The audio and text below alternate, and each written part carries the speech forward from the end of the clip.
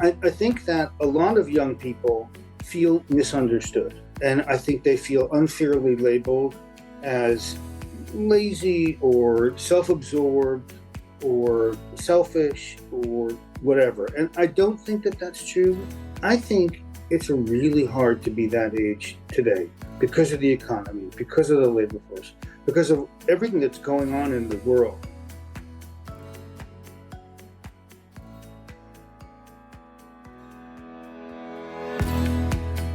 Hey everyone, welcome to Bite Your Tongue, the podcast. Join me, your host, Denise Laurence, as we explore the ins and outs of building healthy relationships with our adult children. Together, we'll speak with experts, share heartfelt stories, and get timely advice, addressing topics that matter most to you. Get ready to dive deep and learn to build and nurture deep connections with our adult children. And of course, when to bite our tongues. So let's get started. Hello, everyone. We're back. Welcome to Season 3 of Bite Your Tongue, the podcast. I hope while we were on hiatus, each of you were able to listen to some past episodes, even for a second time. I find I actually get much more from certain episodes if I listen again. In any event, as many of you know, Ellen is busy promoting her book, and I'm actively looking for another co-host. I just find the podcast works so much better when there's two of us. We can bounce ideas off each other, and it just flows so much better. Give me some time. I'll find the perfect person. But please email me at biteyourtonguepodcast@gmail.com if you think you may be the one. Now on to the show. We're opening Season 3 with a guest many of you may already have heard of. Early in the summer, he released a book called You and Your Adult Child: How to Grow Together During Challenging Times. Because we were on hiatus, I scheduled him for our first interview of the new season. You may have even seen glimpses of him on many popular shows. But today, you're going to get a deeper insight into his book, his ideas, and why this whole topic of you and your adult child is suddenly so trendy. Drum roll, please. Today, we're so excited to speak with Dr. Laurence Steinberg. His new book, You and Your Adult Child: How to Grow Together During Challenging Times, is a godsend. Truly, when I read the book, I realized that he's covering so many topics that we've been covering on our podcast, from finance and sexuality to weddings, partner choices, disrespect, and so much more. But this is not just his thoughts and ideas. He's unpacking decades of research and interviews. But what I liked best is he doesn't really give us a specific right or wrong. He balances both sides of the relationship. That's why I think this is a great book, both for young adults to read and for us, the parents. The publisher touts the book as the first comprehensive guide for parents whose children are in the two most crucial decades of their life. And we've said that over and over again on this podcast. These years are the longest relationship we'll have with our adult children. Let's make it a good one. I'm so honored to have Dr. Steinberg with us today. Such a thrill to chat with him. So let's get started. Well, naturally, the first question I want to ask you is, tell me why you wrote this book. You know, when we started this podcast a year or so ago, no one was really talking about relationships with their adult children. And suddenly it's become an important topic and you've gotten great notoriety. So what was the catalyst? How did you decide to go ahead with this and really dig deep into this subject? Well, I hadn't thought about writing this book until I got a call from my editor at Simon & Schuster, who had been contacted by AARP, the organization that advocates for and supports adults who are 50 and older. Right. Saying that a lot of its members, and AARP has 137 million members, so it's a big organization. A lot of its members were having trouble raising adult children, living with adult children, taking care of their adult children, whatever verb we want to use there. Right, but right. They were puzzled by it and had a lot of questions and couldn't find resources out there to turn to. I then was invited to write this book. It actually fit nicely with where my own thinking had evolved over time in two different ways. The first is that I'm the parent of an adult child, and during the time I was writing this book, I was living this book, and we get along just fine. But what I realized is that you don't have to be going through a crisis in order to need help with this stage of life. In the same way that parents buy baby books and they buy books on toddlers and they buy books on teenagers, and not all of them who buy those books are going through a crisis. They're going through a transition and they don't understand what the transition is or how they should act. Also, in terms of my own academic interests, I was moving more and more toward an older age group than I had specialized in. So I've been specializing in adolescents and been working on that age group for 50 years. One thing that I wrote about in my previous book, Age of Opportunity, was that adolescence has been lengthening. It's been elongated because the end of it really comes at the point when people make the transition into adulthood. And that's socially defined. It's not a biological transition for the most part. And what we know is that more and more people are taking longer and longer to move into their careers, to become married, to become parents, to become economically dependent, to set up their own home. And I had already been thinking about that and had writing about that. But what I hadn't written about or thought about was how these changes are affecting parents. Because when we, scholars of development, write about people in their 20s, let's say, or people in their 30s, we write about them as students or workers or spouses. We don't write about them as children. In fact, one of the difficult things in writing this book was coming up with a phrase to describe who these people are, because we don't have one in our language. A lot of people don't like calling them adult children, but that's about the best we can do.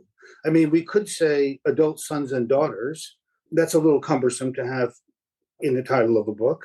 And adult children has some weird connotations. As I like to say, it makes you think either of Donald Trump, who's an adult child, or young Sheldon, who's one of those, precocious, obnoxious sitcom stars. And I don't mean that. I'm not making a judgment or passing a judgment on people's maturity when I say that somebody's an adult child. I'm simply saying that they're an adult who's still actively involved with their parents. I think that's great, because I do think that whatever age you are, people say to you, how many children do you have?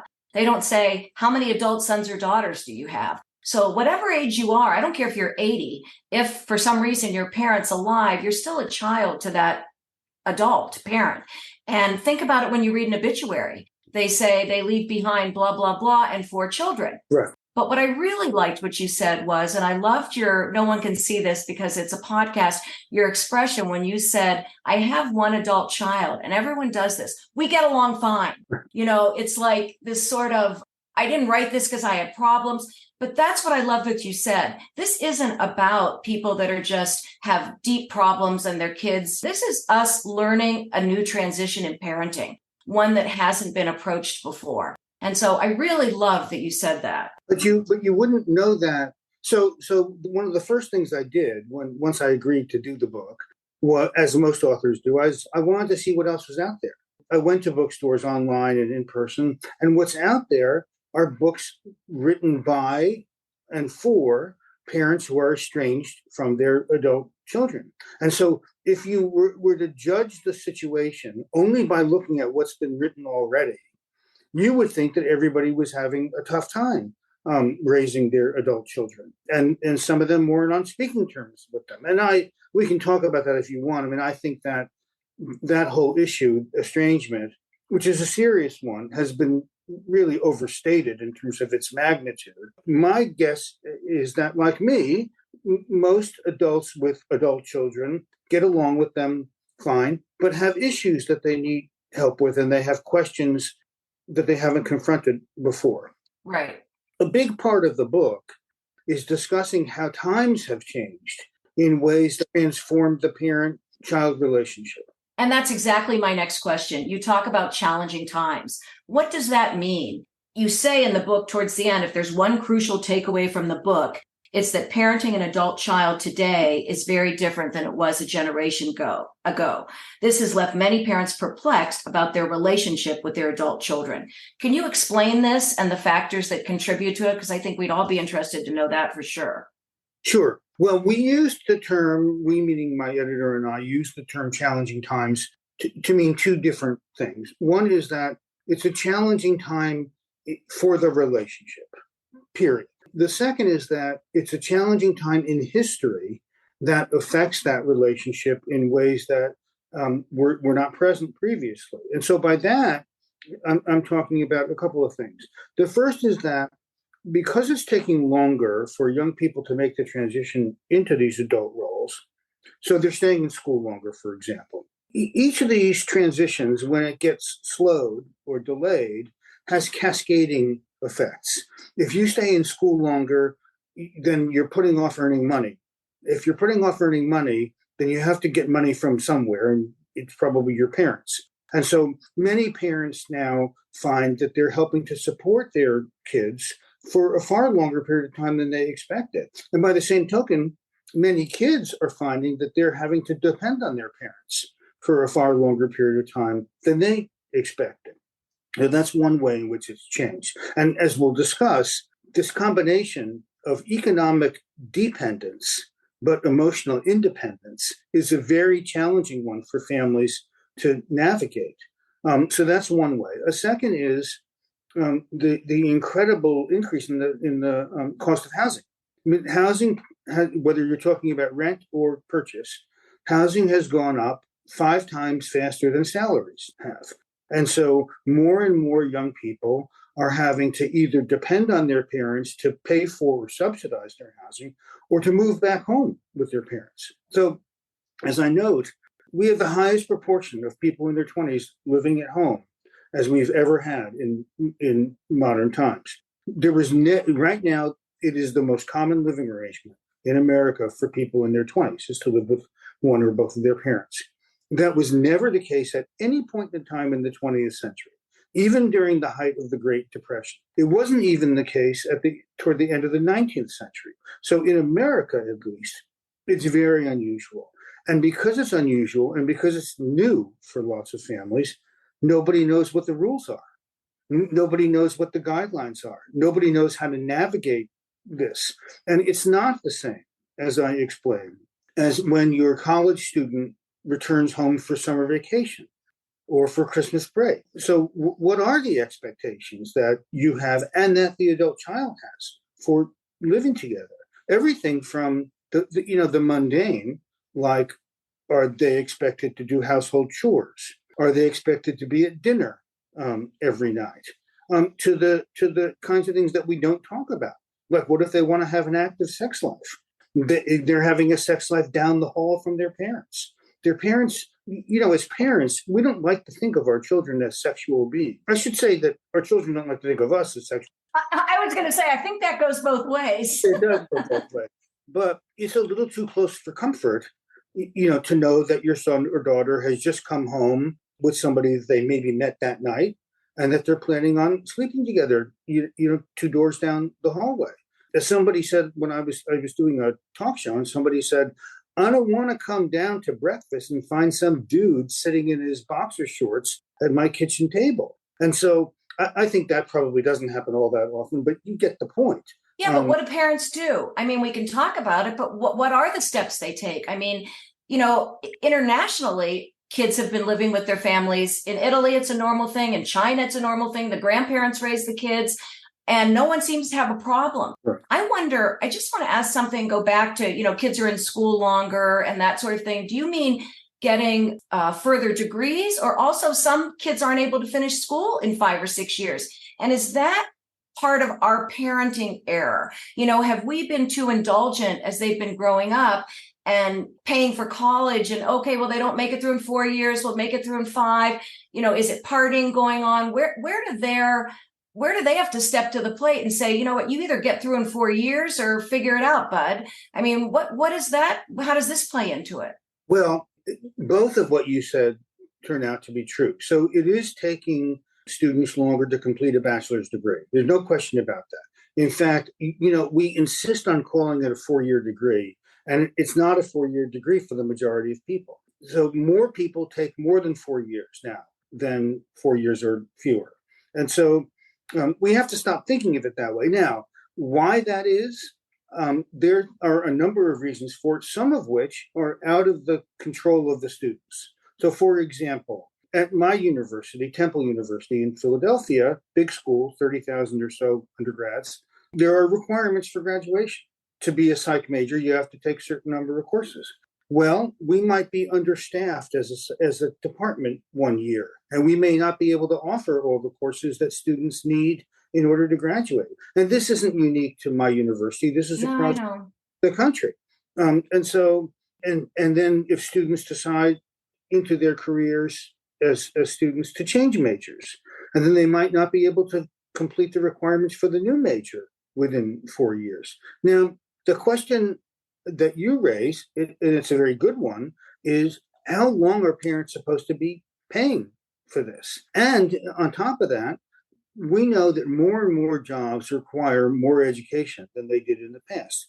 Whether they should is a different matter, and maybe not part of our conversation. But if you need a master's degree to do a job that you only needed a bachelor's degree to do 5 years ago, that's 2 more years of schooling that somebody's going to have to pay for. Plus, there's all the add-on ancillary training that students need. So you graduate from college and then you realize, I never took a course in computer coding and I'm going to have to code when I get out there. So now you're going to have to pay for and take a semester-long coding class someplace. And this happens all the time. So I'm not one of those persons who is on the, millennials are lazy bandwagon. I don't think that that's true. I don't think there's any evidence that it's true. I do think it's harder to establish your financial footing today for people in their 20s and 30s than it has been in the past. And every family is going to respond differently. And I have to say that was a challenge in writing You and Your Adult Child, because it's fairly easy to write a book for parents of babies. Most babies are pretty similar.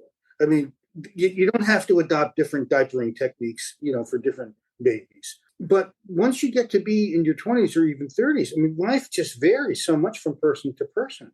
And so it was hard for me to give blanket advice on lots of issues. And instead, what I thought would be helpful was to say to parents, here's what you should be thinking about. I can't tell you whether you should pay for a 5th year of college or not. A lot of that depends on your own finances. A lot of that depends on whether you think your child has a plan and that this makes a lot of sense. Without knowing the answers to those questions, I can't tell you what I think you should do. But I can tell you that what you should think about is this going to be okay with my finances as an adult? Is this going to interfere with my retirement plans, for example? And is my child serious about education in a way that I think this is going to be a good investment? Or maybe my kid should just take some time off until she figures out what she wants to do with her life.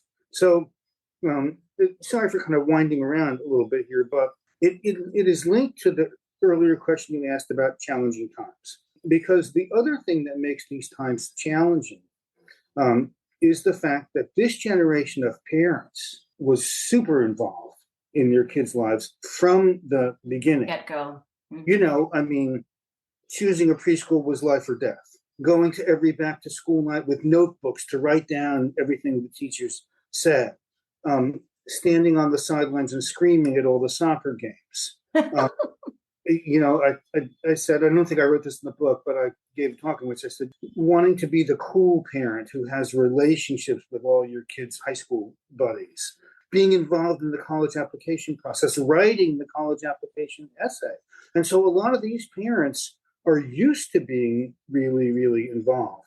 And they wonder, should I remain this involved now that my kid has grown up, has finished college, is in their 20s or even 30s? What is the right level of involvement? And so it's a kind of boundary problem that exists. Well, and sometimes they're not able to stop being involved. That brings me to the next question. Early in the book, you talk about conflict versus autonomy. And I think a lot of my listeners and myself, how to let go when we've been so close to them for so many years, because really they are adults and they have to make their own decisions. And how do we then back off? You can't be so engaged, but some parents are forced to be there sort of face to face. In other words, it's easy to be less engaged when you're not living with each other. But now that you're living together with your adult children, you see a lot of things and you're tempted to ask questions or to say something about it. And so I love the name of your podcast because biting your tongue is a big part of being the parent of a young adult. When I was first talking about this book with my agent, he said that a friend of his joked that the leading cause of death among parents with adult children were extensive lacerations to the tongue, because you are in that situation so often and you don't know what to do. But you give some suggestions that you should ask yourself. You have a whole chapter on biting your tongue. And so I have to ask, you outline questions to ask yourself before you decide, should you bite your tongue or not bite your tongue? Can you talk about those? Sure. I mean, the most important one is my child about to do something that's going to have irreparable, harmful consequences? And so there, I think you should not bite your tongue. I mean, you need to speak up if they're going to be making a dangerous decision that's going to affect them or their partner or their child.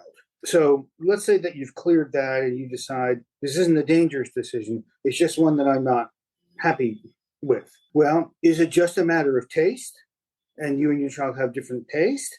Or is it substantial in some way? And if it's just a matter of taste, you're just going to have to, hold your nose and look the other way. And then a third one is, on the other hand, how is it going to affect your mental health? The feeling like you're walking on eggshells, which, by the way, is the name of another book. I've interviewed her, Jane Isay. Yeah, she's terrific. Yeah. So, that can't be easy. That's not easy. And so you've got to figure out, we say to parents of younger people, pick your battle, right? Don't fight about everything.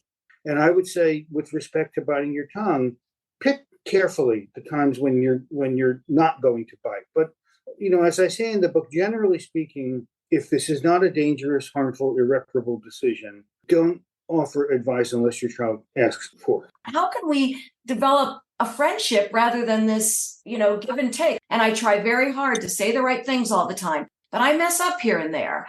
And I think there's just a way to say, hey, Mom, you don't say that anymore or whatever. Yeah. Yeah. I have those moments with our son when he calls me Archie. Right. So I think that you can be friendly without being a friend. You are never not going to be their parent. And that carries a lot of psychological baggage with it. And that's where we get into autonomy as an issue. And it occurred to me, as a psychologist, I know that there are two periods in a child's development when autonomy often comes to the fore as a big problem for families. One is when they're toddlers. That's why we call it the terrible twos. And when they're always saying no. One when they're teenagers. We call it the terrible teens. And as I was thinking about this stage of life, this stage that we're talking about for being an adult child, I think there's a third autonomy-related crisis that's going on then. I don't have a specific age. I would say it's in the late 20s, somewhere around 30. And it's worth thinking about this in comparison to the other two autonomy-related periods. When your 2 or 3 year old is asserting their autonomy, what they're saying is, I've realized now that I'm a separate person from you, and I have an opinion about something. When it's a teenager, it's slightly different. It's not only do I have my own opinions, I have the right to assert them to you too. I can disagree with you, and I can argue with you about whether I should have an 11 o'clock curfew or not. This autonomy issue during the adult years is about demonstrating to themselves and to you that they can handle the challenges of adulthood without you. To answer your question, when you point something out to your child that you disagree with or that you think they're doing wrong, or that you think is a bad decision, it isn't like saying that to a friend, because they always will be carrying around you in part of their psyche, and it might make them feel like, oh, maybe I'm not quite mature enough or as mature as I should be if I need to ask their advice on this, or if I need to take their advice on this. But I think it is a problem when you start saying, this doesn't seem like a very good apartment to rent. Sure you want to rent that? Like, I noticed that there are lots of clubs on the street and it's going to be noisy. Did you think about that it's going to be noisy at night? And then, so when you say that and they say to themselves, boy, it was really stupid to not think about that. Like, I thought about all kinds of other things. I love the cool, oven, the chef's oven that it came with, or I love the view out the bedroom window, but I didn't think that it was going to be hard to sleep at night because there are clubs and restaurants right nearby.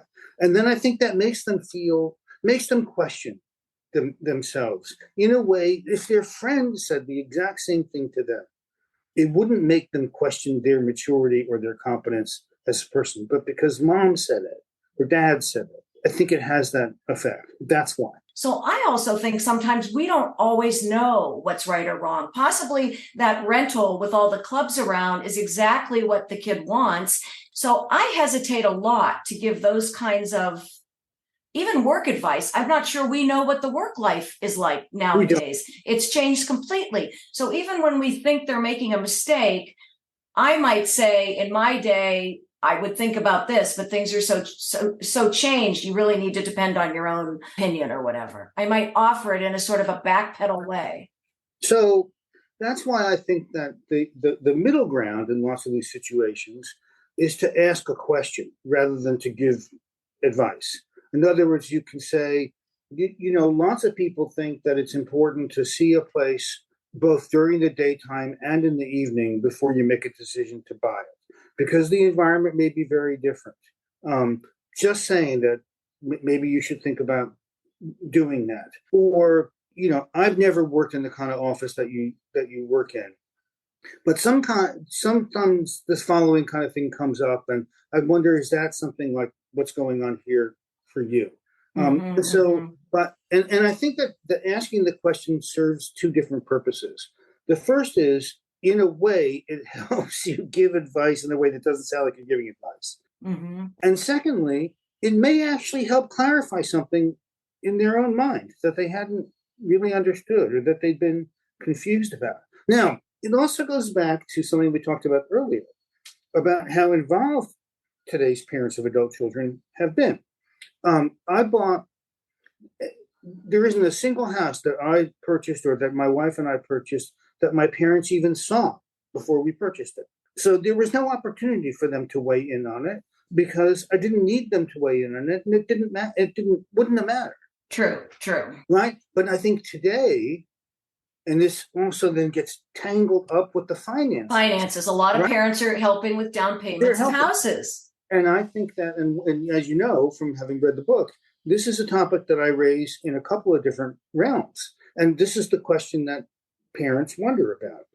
Does my financial assistance entitle me to have a say in how the money is spent?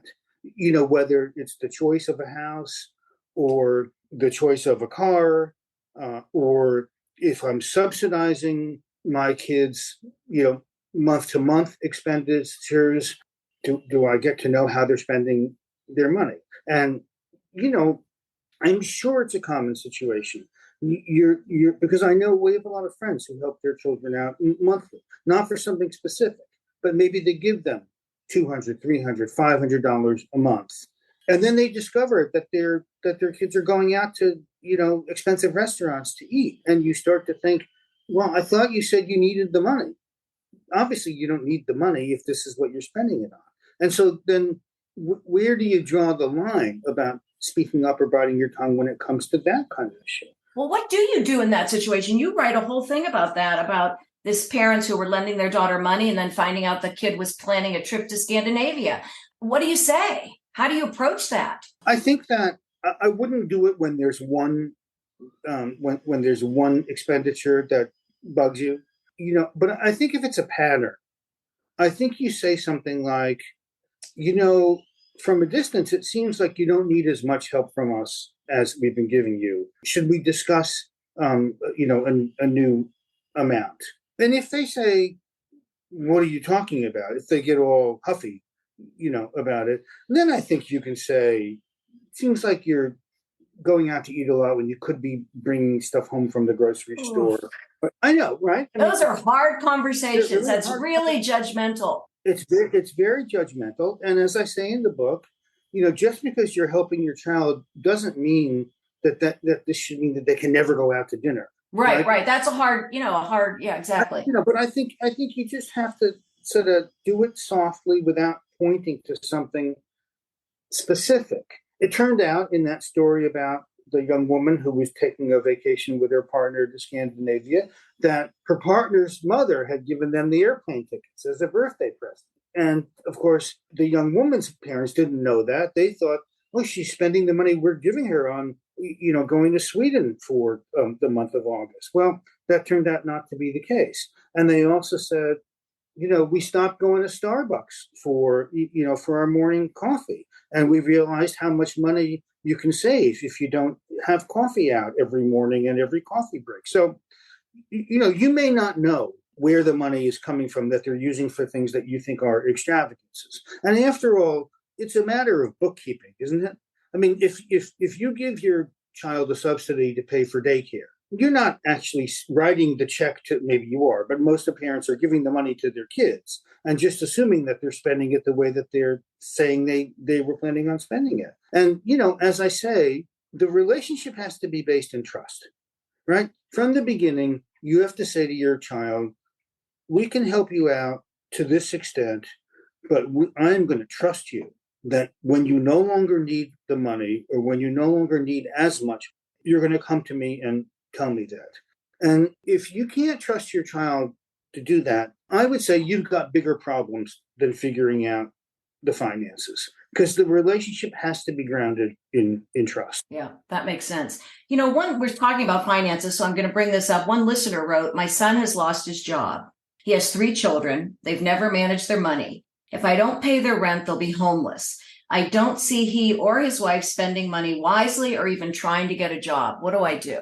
Well, I think a lot of it depends on whether they can move in with you temporarily, which is a way to make sure that they're safely housed. I mean, I don't think very many parents would willingly want their child to be homeless. Right. That seems like a bad response to, you're managing your money. I mean, I think you can sit down with them and say, let's talk about a budget. And because it seems to me that you're a spendthrift in the way that you go through money so quickly, and I'm comfortable helping you find a place to live. You've got children to take care of, and I don't want them to be threatened out on the street or wherever. But I think you could use some help with managing your money, and I'm happy to help you figure out a plan to do that. And I think there are times of desperation where parents finally just say, I'm sorry, I can't keep doing this. I just can't keep doing it. And I think then that can lead to estrangement. And you have to, as a parent, you have to know that is a possible consequence of taking the hard line. And I will try everything, before doing that. Now, we're talking as if the parents have the money to do this. That's exactly right. Right. And I don't think we should assume that that's always the case. Because AARP was the sponsor of this book, they had some advice to give.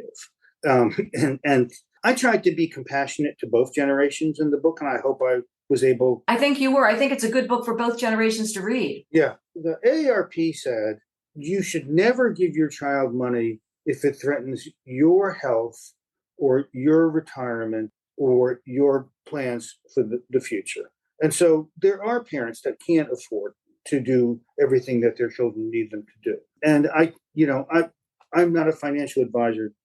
It's not my role to say, here's how you should handle the money thing. Yeah. And so I think that a lot of young people feel misunderstood. And I think they feel unfairly labeled as lazy or self-absorbed or selfish or whatever. And I don't think that that's true. I think it's really hard to be that age today because of the economy, because of the labor force, because of everything that's going on in the world. When I get asked questions, as I do frequently, about whether social media is responsible for the increase in depression and anxiety among teenagers and young adults, I think a little, but I mean, the list of things to be depressed about, it's just enormous. I mean, we've got climate change and the war in Ukraine, and the political divisiveness and the threats to women's reproductive autonomy and the notion that that pandemics are going to be a way of life, going ahead, and the high cost of I mean, there are so many things to be depressed about. To honestly think that Instagram is causing all of this, I think is very, very foolish, because I think there are lots of things that are contributing to it. Interesting. And I think that young people feel misunderstood. I love that. I love that. I hate to go backwards, but I want to go back to that finance thing again, because I think sometimes you're right. Take stock of your finances, give only what you can. I want to say two things. I think it's hard to know how much you will need. But when you're in that sort of place where, well, you have enough to give them, but you don't know if you're going to need it when you're 80, that's really hard. It's hard to know. Hopefully, a couple of things. Hopefully, you will have done some financial planning for yourself. Yeah. And be able to anticipate what you're going to need. Second, I suggest that you follow the 40-70 rule, which is have a talk about your finances with your child before you turn 70 or before they turn 40. I never heard that before. Say that again. It's referred to often as the 40-70 rule, to have a talk with your child about your finances before you turn 70 or before they turn 40. And if you go online, you'll see it. It's written up. Yeah, okay. I never heard it. I think that's very interesting. I think a lot of parents are reluctant to discuss their financial situation with their child, but it serves a couple of purposes.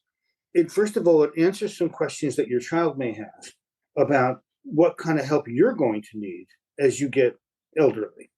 It also answers some questions that your child may have about whether they're going to inherit anything from you after you pass. But I think most of all, it gives your child some sense of what your own financial situation is in a way that might make their approach to you a little different.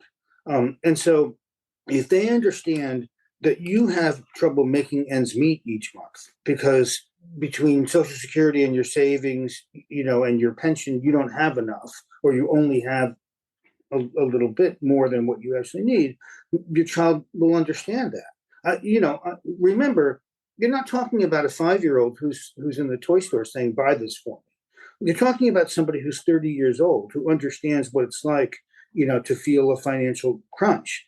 And so I think it's important to have an honest discussion about your own financial situation. And your child doesn't want to raise it because they don't like to think about you getting old and getting infirm and dying. And so they're not going to come to you and say, well, what's going to happen after you die?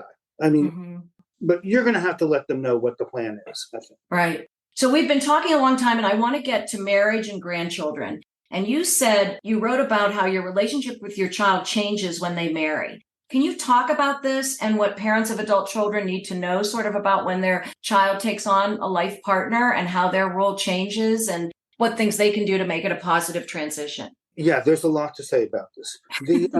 You didn't pick this person who's their partner. They picked their partner.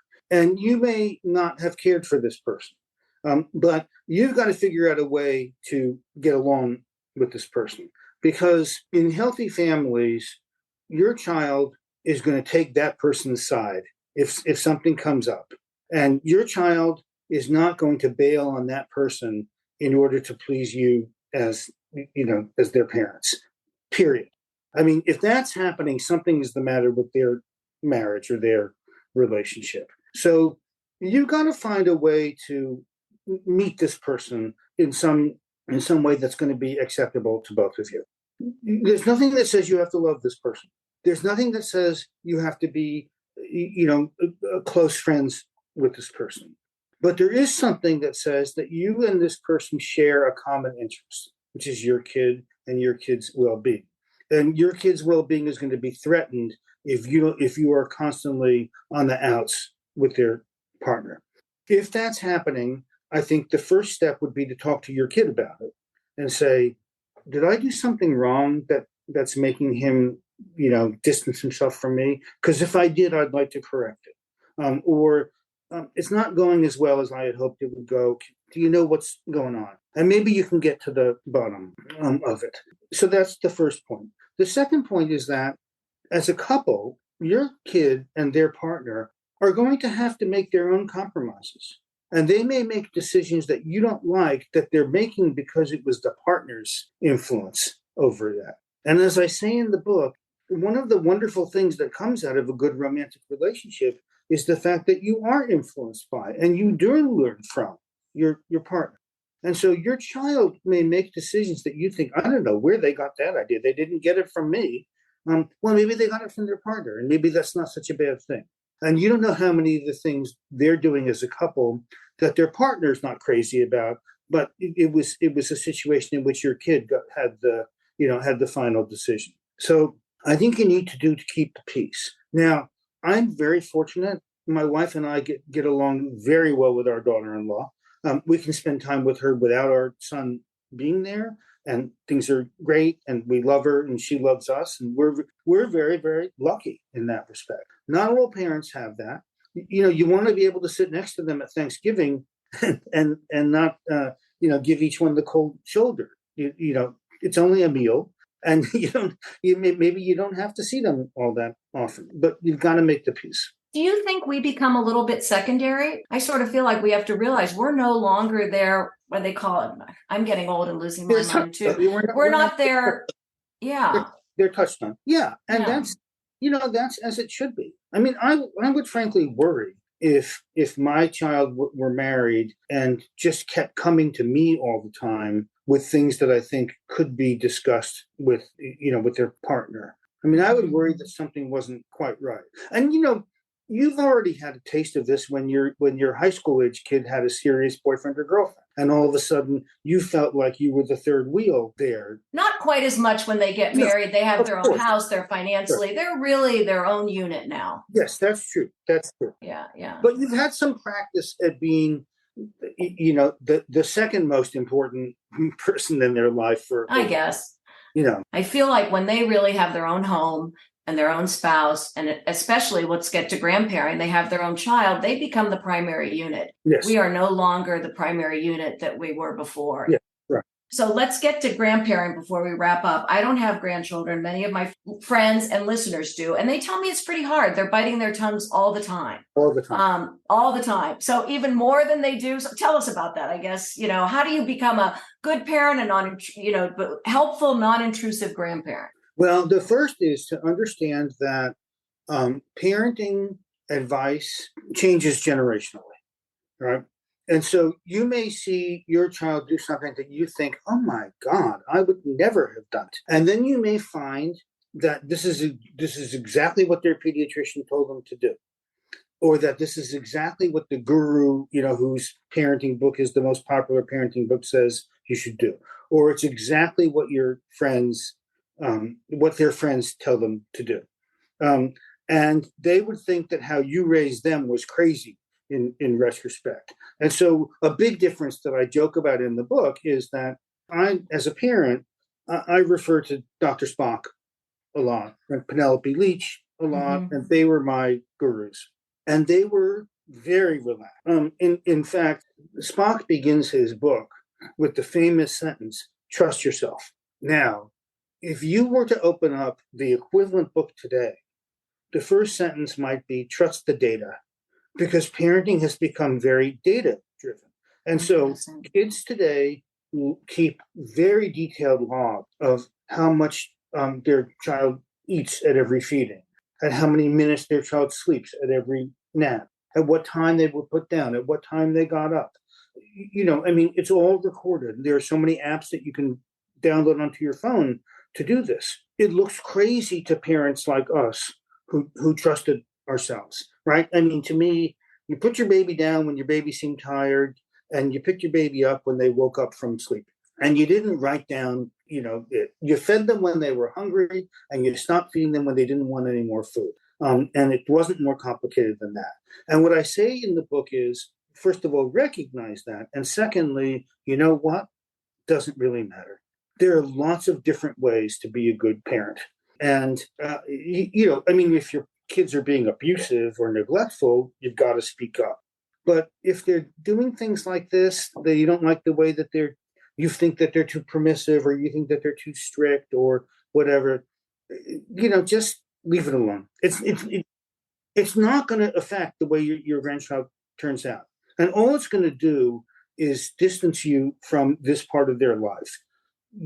My closing advice on this for parents is, or for the parents of adult children is, who are grandparents, is the most important thing you can do is to make your kids and their partner feel confident and competent as parents. Because especially if this is their first child, it's an anxiety-provoking situation for everybody.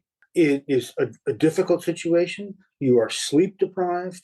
You don't know how to interpret different things your baby does. You're worried all the time. If you're a woman, there's a very good chance you're going to, if not have postpartum depression, you're going to have the baby blues. You're not going to be yourself. As a grandparent, do what you can to make their life easier. Don't make their life more difficult. So when you say make them feel good as parents, are you saying you should say what a great mom you are, what a great dad you are? Yes. Always give them accolades for, and you know how hard it is and what a great job they're doing. Exactly. And if you see them do something good, say, I really like how they handled that. That was great. Yeah. Sort of the old-fashioned point out what they're doing right. All right. As I've said, I say in my intro, this book covers so many topics, everything. We've not been able to cover everything. I wish we could. I hope everyone gets the book. But before we close, and even if you've said it before, I like my guests to leave our listeners with one or two key points that they really hope they'll take away from this interview. What would those one or two, I'm going to say 2 or 3 key points be from you? Okay. Well, the first one is to stop thinking something along the lines of when I was your age. In other words, don't judge your child's progress using the timetable that you followed when you were growing through young adulthood. And a lot of parents worry that their kids are floundering when in fact they're on a completely normal timetable for today's standards. I meet lots of parents who are just worried sick that their child isn't married and they're already 30 years old. Well, guess what? The average age of marriage among college-educated people is around 32 or so. So if your child isn't married at 30, that's normal, right? So stop thinking about it that way. The second is understand that this is a challenging time for your child in terms of their development of autonomy and their development of independence, and figure out ways to support that rather than to challenge it. Make your child feel more confident in their decisions, not more worried about what they're doing. And then finally, if they're about to do something that is going to be harmful and irreparable and dangerous, speak up. Other than that, unless your kid asks for advice, keep it to yourself. I love that. Thank you so much. I really appreciate your giving me this time today. I loved your book. I hope everyone will read it. It's a lot of work on both sides, I think. But I think once parents realize what their role is, the transition and the development of a good relationship will come. Yes. Sure. Absolutely. Thank you so much. Thank you. I enjoyed the conversation. Well, that's a wrap. I really enjoyed chatting with Dr. Steinberg. He's given us a different perspective for sure. We all need to have more compassion for the world our young adults are living in right now. When he said that real estate prices have risen 5 times faster than salaries, it lets you know how hard it really is to get a solid financial footing today. Also, the whole idea of families living together. As long as everyone's productive, it might be a win-win for all. The hard part is setting up the boundaries and the rules. That's difficult. Finally, I love the 70-40 rule. Talk to our kids about finances by the time they are 40 and before we are 70. It makes good sense. He sure got a handle on this world of adult children and their parents. I hope this resonated with you as it did for me. Don't forget the name of his book is You and Your Adult Child: How to Grow Together During Challenging Times. It's available at Amazon, at your local bookstore, or even on audio. Lots of great information. Thanks so much for listening. Thank you also to Connie Gorant-Fisher, our audio engineer. And I have to once again remind everyone to support our work by going to our website at biteyourtonguepodcast.com. Hit support us. For as little as $5, you can really keep us going. Just buy us a virtual cup of coffee. It's $5. It would mean so much. Have a great day, everyone, and remember, sometimes you just have to bite your tongue.